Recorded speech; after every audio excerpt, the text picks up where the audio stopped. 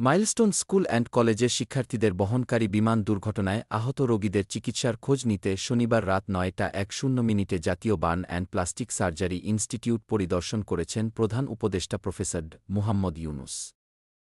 হাসপাতালে পৌঁছে ইনস্টিটিউটের পরিচালক অধ্যাপক মোহাম্মদ নাসির উদ্দিনের কাছ থেকে তিনি দুর্ঘটনার সার্বিক বিবরণ শুনেন এবং বর্তমানে ভর্তি থাকা রোগীদের চিকিৎসা অগ্রগতির খোঁজখবর নেন। পরিচালক জানান, আহতদের চিকিৎসায় মাল্টিডিসিপ্লিনারি কনসালটেশন বোর্ডের পরামর্শ অনুযায়ী চিকিৎসা চলছে। আন্তর্জাতিক প্রোটোকল অনুসারে রোগীদের মূল্যায়ন করা হয়েছে এবং চিকিৎসা কার্যক্রমে বাংলাদেশি বিশেষজ্ঞদের পাশাপাশি বিদেশি চিকিৎসকদের পরামর্শও নেওয়া হচ্ছে।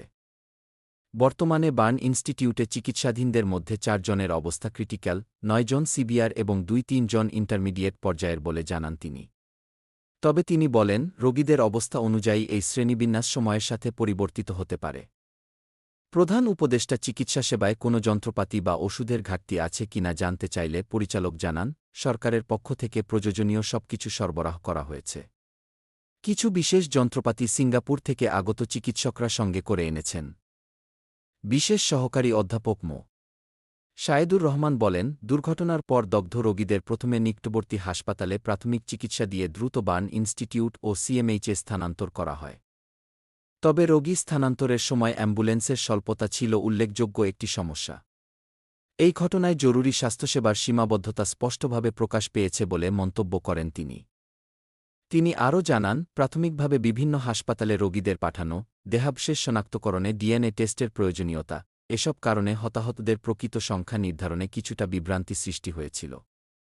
প্রধান উপদেষ্টা দ্রুত এসব সমস্যার সমাধানে সুনির্দিষ্ট প্রস্তাবনা প্রস্তুত করে তা বাস্তবায়নের নির্দেশ দেন। পাশাপাশি নিহতদের পরিবার ও আহতদের ট্রমা কাটিয়ে উঠতে মানসিক কাউন্সেলিংয়ের ব্যবস্থা নিতে সংশ্লিষ্টদের নির্দেশ দেন তিনি।